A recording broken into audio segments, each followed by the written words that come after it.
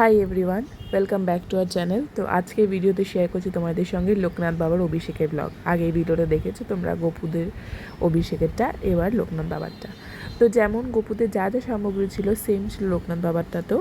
তো পঞ্চামৃত দিয়ে স্নান করানো শুরু করলাম। প্রথমে দিলাম দুধ, তারপর দিলাম দই, তারপরে মধু, তারপরে মিশ্রির জল, নর্মাল জল, তারপরে বেদানার রস, আঙুরের রস, ডাবের জল, আর লাস্টে নর্মাল জল।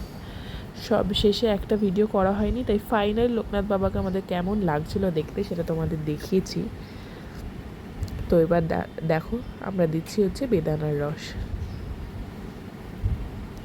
তারপরে এটা হচ্ছে আঙুরের রস, আর শেষে ছিল যেমন বললাম ডাবের জল।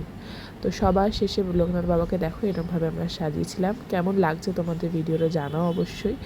খুব শীঘ্র দেখা হচ্ছে নেক্সট ভিডিওতে। Thanks for watching.